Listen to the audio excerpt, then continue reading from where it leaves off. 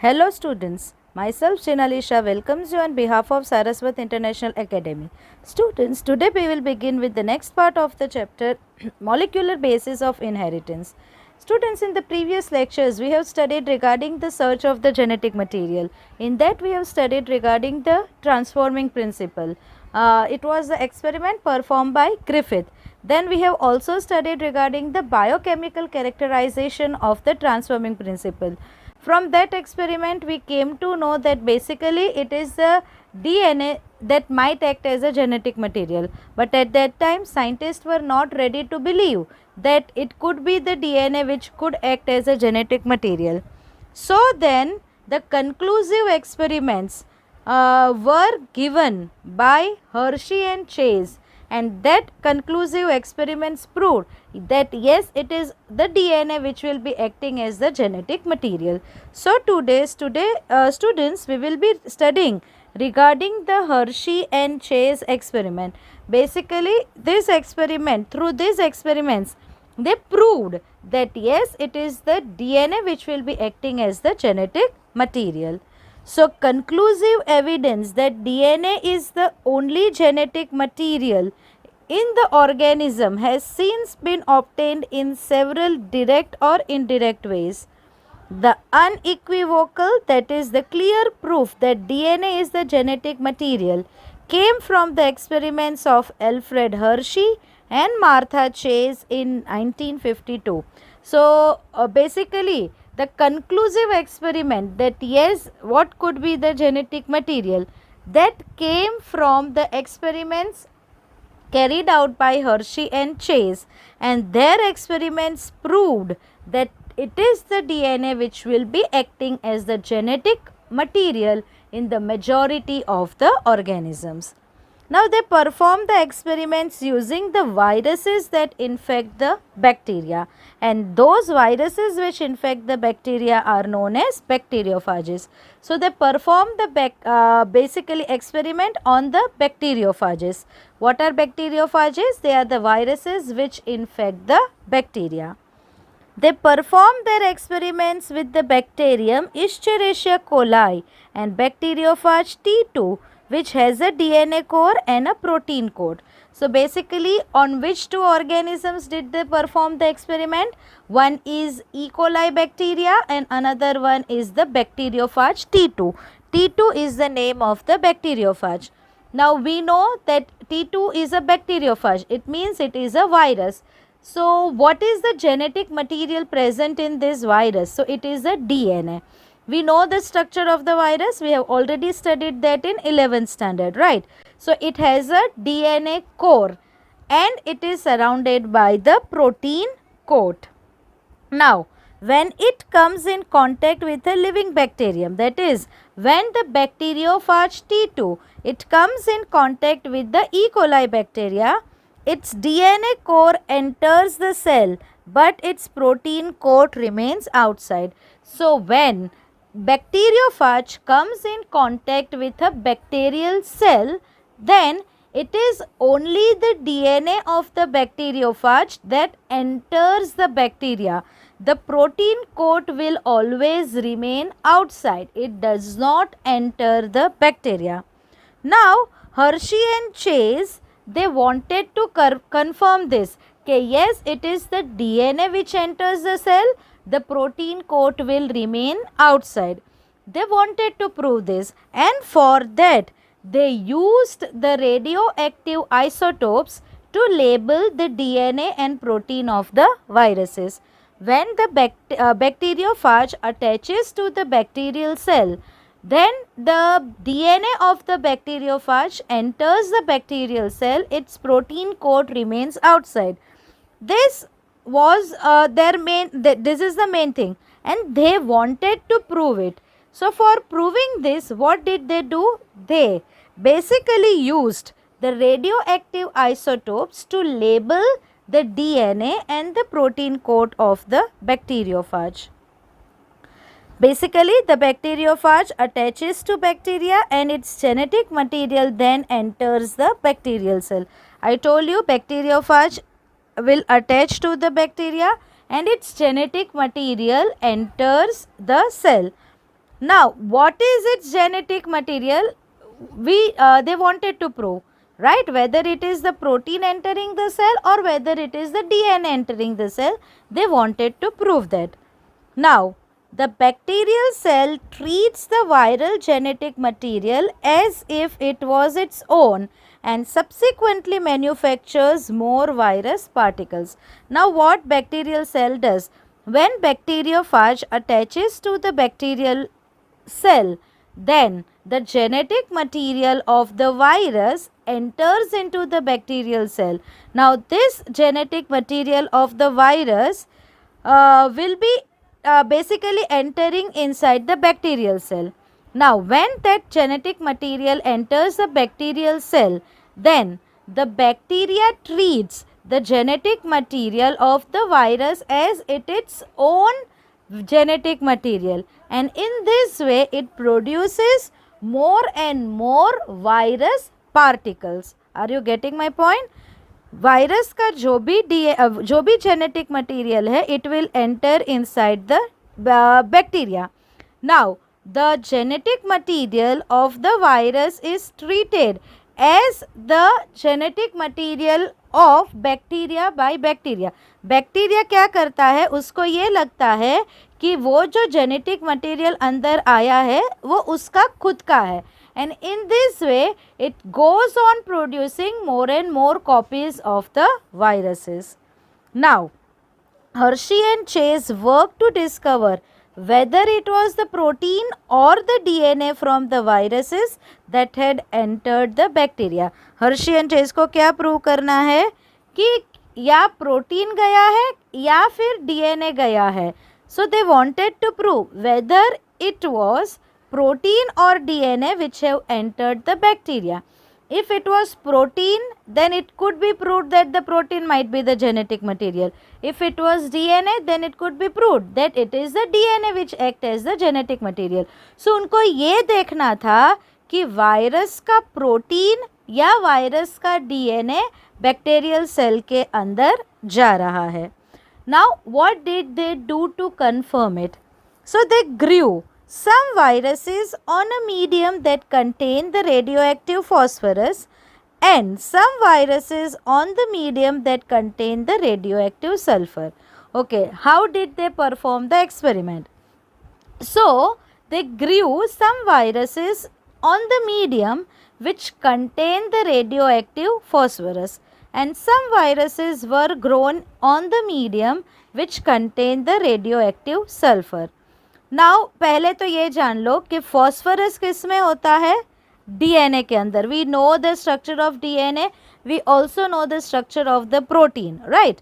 So phosphorus is the chemical or it is an element which is present in the DNA. Same way sulfur is an element which is present in the protein. Phosphorus protein में नहीं होता है, वो सिर्फ DNA में होता है. Sulphur DNA में नहीं होता है एंड वो सिर्फ प्रोटीन में होता है.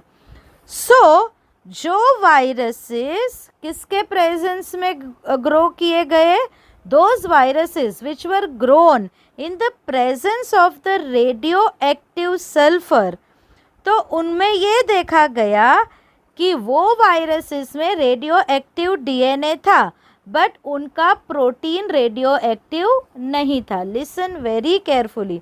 Those viruses which were grown on the culture medium containing the radioactive phosphorus, in them their DNA basically was radioactive, but उनका जो प्रोटीन है वो रेडियो एक्टिव नहीं था.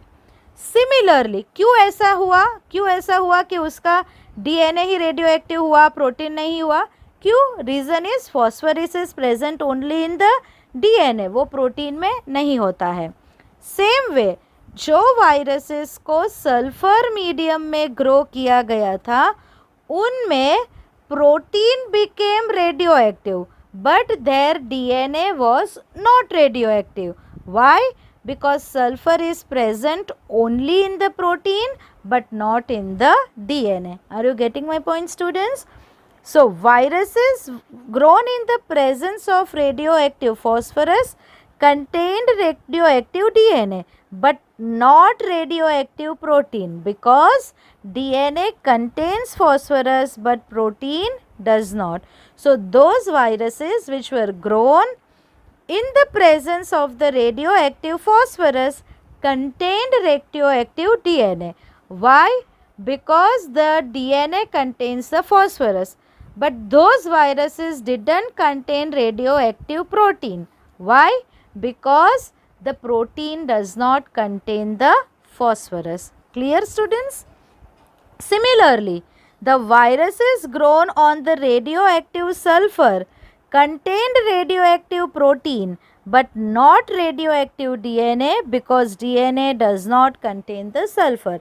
In the same way, those viruses which were grown on the radioactive sulfur, वो viruses में their protein was radioactive. Those viruses contained the radioactive protein, but their DNA was not radioactive. What is the reason? Sulfur is present only in the protein and it is not present in the DNA. Now what happened? Now this radioactive phages, कौन से radioactive phages? Some of the phages were containing radioactive DNA and some phages were containing the radioactive protein. So these radioactive phages, they were allowed to attach to E. coli bacteria. Now this radioactive phages, they were allowed to attach to the bacterial cells. Which bacterial cells? E. coli bacterial cells. Now जैसे ये infection proceed हुआ, start हुआ, continue हुआ, so then as the infection proceeded, the viral coats were removed from the bacteria by agitating them in the blender. Now as the infection continued, the mixture, it was taken in a blender and blender में उसको agitate किया गया, blend किया गया, shake किया गया. क्यों उसको शेक किया गया? To remove their coats. Okay, ये चीज़ मालूम थी कि पूरा वायरस बैक्टीरिया के अंदर जाता नहीं है, उसका जो कोट है वो बाहर रहता है एंड सिर्फ जेनेटिक मटेरियल उसका अंदर जाता है. So first of all, the radioactive phages, they were allowed to attach to the bacterial cells. Then as the infection proceeded, the viral coats were removed. How were they removed? By agitating them in the blender. Agitate करना यानी blend करना, shake करना. जैसे हम mixture में सब material को blend करते हैं, same way this culture medium was also blended in the blender. And as यहाँ पे blender का यूज़ हुआ है, ये एक्सपेरिमेंट को ब्लेंडर एक्सपेरिमेंट भी कहा जाता है. Hershey and Chase experiment is also called as Blender's experiment because here the blender is used. Now what was the next step? The virus particles were separated from the bacteria by spinning them in the centrifuge. Okay, पहले blender में लिया, blender में उसको agitate किया ताकि क्या हो जाए, वायरल का जो कोट है वो निकल जाए. Now this mixture was then taken in a centrifuge tube. किस में ये मिक्सचर को लिया? सेंट्रीफ्यूज ट्यूब में.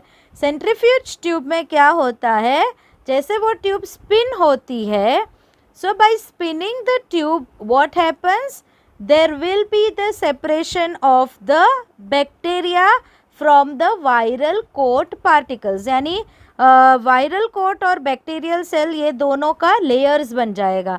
बैक्टीरियल सेल नीचे रहेगा एंड जो प्रोटीन वायरस पार्टिकल्स है या वायरस का प्रोटीन वायरस का जो कोट है वो किसके ऊपर की साइड रहेगा. Okay, so particles, the viral particles, they were separated by spinning them in a centrifuge.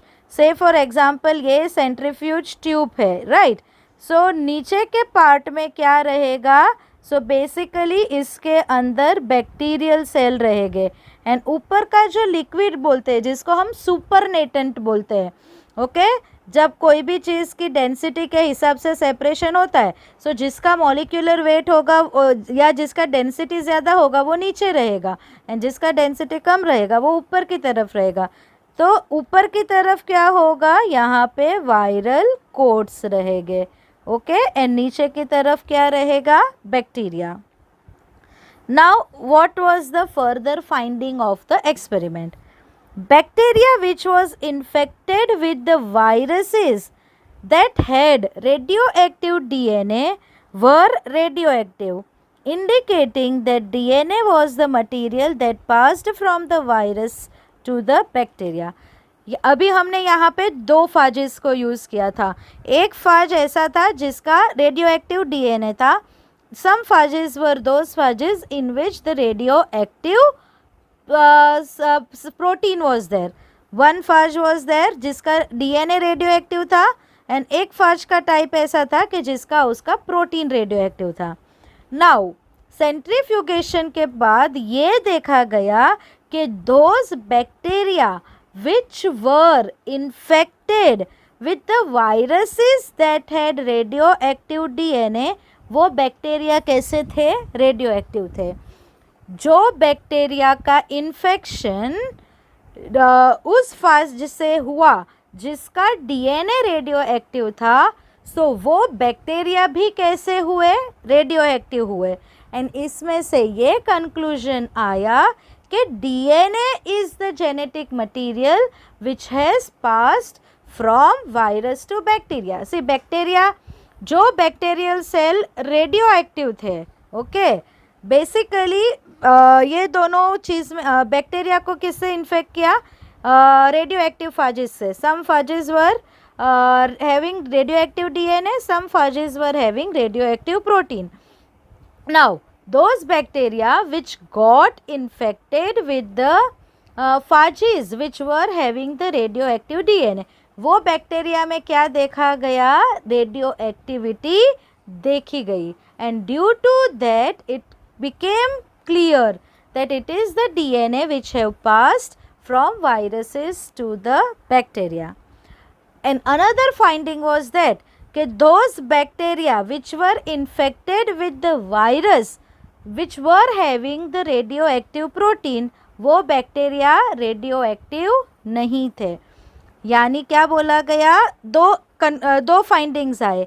एक फाइंडिंग ये रहा कि those bacteria which were infected with the viruses that had radioactive DNA, they were radioactive.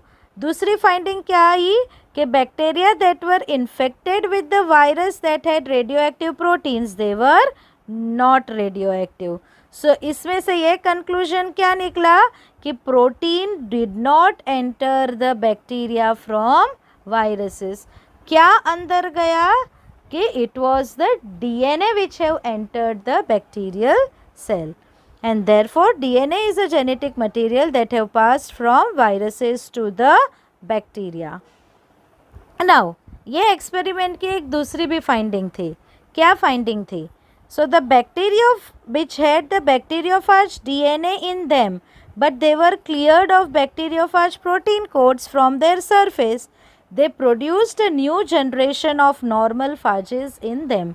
दूसरी finding क्या आई कि जो bacteria के अंदर बैक्टीरियोफाज डीएनए था, बट वो बैक्टीरियोफाज का प्रोटीन कोड नहीं था, सो वो बैक्टीरियोफाजिस ने बैक्टीरियल सेल के अंदर नए वायरसेस का डेवलपमेंट किया है. So since the DNA of the infected bacteriophages have given rise to fresh crop of the bacteriophages, it is clear that DNA function as the hereditary material in the bacteriophage T2. क्या दूसरी finding क्या हुई कि जो bacteria के अंदर bacteriophage का DNA था बट बैक्टीरियोफाज का प्रोटीन कोड नहीं था, वो बैक्टीरियोफाज ने या वो डीएनए ने वायरस की नई कॉपीज़ बैक्टीरिया के अंदर बनाई. सो सिंस डीएनए है जिसने नए बैक्टीरियोफाजिस का फॉर्मेशन किया है, it is clear that it is the DNA which act as the hereditary material in the T2 phage. So this is the Hershey and Chase experiment student. So students, this is a diagram. पहले में bacteriophage, दोनों में एक में क्या लिया है? See students, this is a bacteriophage, this is a also again a bacteriophage. ये बैक्टीरियोफाज कौन सा है कि जिसका प्रोटीन लेबल्ड है किससे? With the radioactive isotope. Which radioactive isotope is use? 35 sulphur. And another one is a bacteriophage कि जिसका डीएनए लेबल किया गया है with the help of the radioactive phosphorus. कौन सा रेडियोएक्टिव फॉस्फोरस यूज किया है? Radioactive phosphorus 32P. Okay, now see students, पहले we will be dealing with this side. Now ये जब पहले इन्फेक्शन किया यानी they were allowed to attach with the bacterial cell. ये बैक्टीरियल सेल है और ये फाज है. ओके, तो क्या देखा गया कि ये जेनेटिक मटेरियल अंदर गया एंड उसका जो कोट है वो बाहर ही रहा, यानी ब्लेंडिंग किया गया. ब्लेंडिंग के बाद क्या किया गया? सेंट्रीफ्यूगेशन. सेंट्रीफ्यूगेशन से क्या हुआ? ये जो प्रोटीन कोट है, the protein coat got cleared. Okay, and सिर्फ बैक्टीरियल सेल के अंदर क्या गया? Genetic material. नाउ यहाँ पे सेल के अंदर यानी कि बैक्टीरियल सेल के अंदर क्या नहीं दिखा गया? There is no radioactive sulphur. There is no radioactivity inside the bacterial cell. लेकिन जो सुपरनेटेंट, ये सेंट्रीफ्यूज ट्यूब है, ये 2 लेयर्स है. ये क्या है? ये बैक्टीरियल सेल है एंड ये क्या है? वायरल सेल है. ये ऊपर वाले पार्ट को क्या बोलते हैं? सुपरनेटेंट, जिसके अंदर क्या रहेगा? प्रोटीन्स रहेंगे एंड इसके अंदर बेसिकली डीएनए था. ओके, सो नाउ ये जो रेडियो एक्टिविटी थी ये इधर देखी, लेकिन बैक्टीरियल सेल के अंदर रेडियो एक्टिविटी नहीं दिखी गई. सेम वे अभी फॉस्फोरस में क्या फाइंडिंग हुआ? सो रेडियो एक्टिव फॉस्फोरस वाले जो भी बैक्टीरियोफाजेस है, पहले उसको किसके साथ अटैच किया गया? ई कोलाई सेल के साथ. बाद में उसका ब्लेंडिंग किया गया. ब्लेंडिंग की वजह से जो जेनेटिक मटेरियल है वो अंदर चला गया एंड जो कोट्स है वो कहाँ पे रहेंगे? बाहर. नाउ सेंट्रीफ्यूगेशन की वजह से प्रोटीन कोट, जो भी कोट है वायरल कोट, वो क्लियर हो जाएगा. अभी इसकी जब रेडियो एक्टिविटी देखी गई तो रेडियो एक्टिविटी कहाँ पे देखी गई? Say for example this is the bacterial cell and this is the supernatant. So radioactivity was seen inside the bacterial cell, but जो supernatant था ऊपर की तरफ जो था वहाँ पे रेडियो एक्टिविटी नहीं देखी गई. यानी कि डीएनए बैक्टीरियल सेल के अंदर गया है, प्रोटीन नहीं गया है. And this proved that DNA is the genetic material. ये दूसरी वे से हम ये एक्सपेरिमेंट्स देख रहे हैं. One was the experiment to test the protein, another one was to test the DNA. So protein codes जिसके रेडियो लेबल्ड थे, those were infected with bacteria. So radioactivity अंदर नहीं देखी गई, बाहर देखी गई. और you can say the phage which were grown in the radioactive sulfur, उसका सेंट्रीफ्यूगेशन किया गया. तो रेडियो एक्टिविटी कहाँ देखी गई? सुपरनेटेंट में, नीचे की तरफ रेडियो एक्टिविटी नहीं थी. Same way, those phage which have radio labeled DNA, when they were infected, radioactivity was seen inside the cells. Okay, and that is the phage which were grown on the radio labeled phosphorus. तो radio activity नीचे की तरफ देखी गई, ऊपर की तरफ यानी सुपरनेटेंट में रेडियो एक्टिविटी देखी नहीं गई. सो पहली वाली एक्सपेरिमेंट जहाँ पे प्रोटीन का टेस्टिंग किया उसमें से ये कंक्लूजन हुआ कि protein is not the genetic material. But जहाँ पे डीएनए के साथ रेडियो एक्टिविटी चेक की गई उसमें ये प्रूव हुआ कि the DNA is the genetic material. So from Hershey and Chase experiment we get the conclusive or you can say it can be proved that it is the DNA which will be acting as the genetic material. Now students, the next topic, properties of the genetic material, that is DNA versus RNA. So, from Hershey and Chase experiment, it became an clear established fact that it is the DNA which acts as the genetic material. However, it subsequently became clear that in some viruses, RNA is a genetic material. In the majority of the organism, DNA acts as a genetic material, but there are certain viruses in which RNA also act as the genetic material. The examples are tobacco mosaic virus, QB bacteriophage, etc. These examples are very important, students, for NEET as well as for your boards. Now, answer to some of the questions such as why DNA is a predominant genetic material whereas RNA performs the dynamic functions of messenger and adapter has to be found from the differences between the chemical structures of two nucleic acid molecule. Okay, अभी इससे अपने को बहुत सारे questions निकलते हैं कि why it is the DNA which act as the genetic material in the majority of the organism and क्यों DNA का function as a genetic material है एंड RNA का फंक्शन मैसेंजर एंड एडेप्टर की तरह है. क्यों वो मोस्ट ऑफ द केसेस में RNA जेनेटिक मटेरियल की तरह क्यों काम नहीं करता है? So the answers to this questions can be given by the difference in their chemical structures. Now we have studied regarding the structure of the DNA and RNA. जो major difference है DNA RNA में, पहला difference lies in their sugar. In the DNA it is deoxyribose sugar, RNA में ribose sugar है. यानी second position in the sugar of the RNA contains OH group, whereas in the DNA the second position of the sugar is only occupied by H, not by the OH group. Now these 4 points are, students, very important कि what should be the criteria for a molecule to act as a genetic material. कोई भी molecule genetic material की तरह काम करेंगे तो उसको certain characteristics fulfill करनी चाहिए. So what are those characteristics? A molecule that can act as a genetic material must fulfill the following criteria.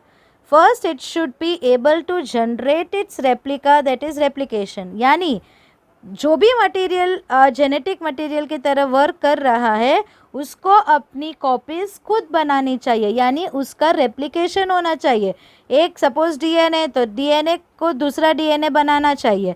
So it should be able to generate its own copy, it should be able to generate its own replica. दूसरा point, it should be stable chemically and structurally, यानी stability in its chemical form also as well as in its structural form. It should provide the scope for slow changes, that is mutations, that are required for evolution. यानी उसमें थोड़े slowly changes भी होने चाहिए जिसकी वजह से evolution possible हो. And they should be able to express itself in the form of the Mendelian characters. So these are the 4 characteristics or 4 criterias for a molecule to act as a genetic material. Now, if one examines each requirement one by one, because of the rule of base pairing and complementarity, both nucleic acids, that is DNA and RNA, have the ability to direct their duplications. Other molecules in the living system such as proteins fail to fulfill the first criteria itself. अभी ये सब criteria देखे, उसमें से पहले की बात करते हैं. तो वो फर्स्ट क्राइटेरिया ये है कि they should be able to generate its own replica. So base pairing rule की वजह से एंड कॉम्प्लीमेंटरिटी की वजह से RNA and DNA they have the ability to form their own copies. But दूसरा कोई भी बायोकेमिकल ऐसा नहीं है जैसे कि प्रोटीन्स कि वो अपना कॉपी खुद बनाए. ऐसा नहीं होता है कि एक प्रोटीन का रेप्लिकेशन होकर दूसरा प्रोटीन बनेगा, कभी भी ऐसा नहीं होगा. जबकि DNA it can replicates and form it's own copy, RNA भी अपनी कॉपीज़, और यू कैन से RNA का भी मल्टीप्लिकेशन होता है बट प्रोटीन्स का मल्टीप्लिकेशन नहीं होता है. सो पहला ही क्राइटेरिया प्रोटीन्स या दूसरा कोई मॉलिक्यूल फुलफिल नहीं करता है. ओके, नाउ सेकंड प्रॉपर्टी ये हमने देखी कि जेनेटिक मटेरियल कैसा होना चाहिए. It should be stable structurally as well as it should be stable chemically. Now that is, the genetic material should be stable enough not to change with the different stages of life cycle, age or with the change in the physiology of the organism. यानी genetic material कैसा होना चाहिए, stable होना चाहिए. कुछ भी changes हो, जैसे आपकी एज चेंज हो रही है, डिफरेंट स्टेजेस में आ रहे हो, जैसे कि पहले आप एम्ब्रियोनिक स्टेज में थे, बाद में we came into the infantile stage, then we came into the childhood stage, teenhood stage में आए, देन अडोलेसेंट हुआ, या एंड फाइनली ओल्ड एज में आए. तो ये जो फेजेस है अपने, सो बेसिकली अपने जो स्टेजेस है लाइफ साइकिल के, या अपनी एज चेंज हो रही है, या अपने अंदर फिजियोलॉजी भी चेंज होती रहती है. सो ये सब चेंजेस की वजह से जेनेटिक मटेरियल में चेंज नहीं आना चाहिए. So one of the most important property for a molecule to act as the genetic material is the stability. And जो stability की बात आती है तो हमने ग्रिफिथ एक्सपेरिमेंट में ये देखा कि 2 बैक्टीरिया हीट किल्ड थे, राइट. हमने देखा कि एस्ट्रेन बैक्टीरिया हीट किल्ड थे, बट उसका डीएनए डैमेज नहीं हुआ. 2 bacteria were heat killed but DNA remain stable, and उसने आर बैक्टीरिया को एस बैक्टीरिया में कन्वर्ट किया. So DNA has the stability and therefore it act as the genetic material. So next property is what? Stability. So stability is one of the properties of genetic material, was very evident in Griffith's transforming principle itself, that heat which killed the bacteria at least did not destroy the properties of the genetic material. Heat से bacteria मर गए, but जो genetic material था वो change नहीं हुआ. This can now be easily explained in the light of DNA, that 2 strands being complementary, if separated by heating, come together when appropriate conditions are provided. So अभी DNA की consideration में ये देखा जाए तो DNA के पास 2 चेन है. 2 chain कैसी है? कॉम्प्लीमेंट्री है. अगर ये 2 चेन हीट से सेपरेट हो जाती है, देन व्हाट कैन हैपन कि जब भी अप्रोप्रिएट कंडीशन फिर से आए तो ये 2 चेन मिलकर DNA फिर बन सकता है. Now further, the 2'OH group present at every nucleotide in RNA is a reactive group and makes RNA labile and easily degradable. अभी second position में what is RNA? Ribonucleic acids. What are nucleic acids? They are polynucleotides. When many nucleotides they join, it forms a nucleic acid. So RNA के अंदर जो भी कोई every nucleotide contains a ribose sugar, and वो sugar के second position पे कौन सा ग्रुप है? OH ग्रुप है. ये OH group it is highly reactive. Highly reactive यानी क्या कि उसका बॉन्ड टूटकर वो कोई भी दूसरे मॉलिक्यूल के साथ क्या हो सकता है? अटैच हो सकता है. Okay, are you getting my point? वो OH ग्रुप जो है किसके ऊपर? सेकंड कार्बन के पोजीशन पे. सो वो OH group it is highly reactive, and वो किसी के साथ भी रिएक्ट हो जाता है, जिसकी वजह से आरएनए कैसा है? लेबाइल है.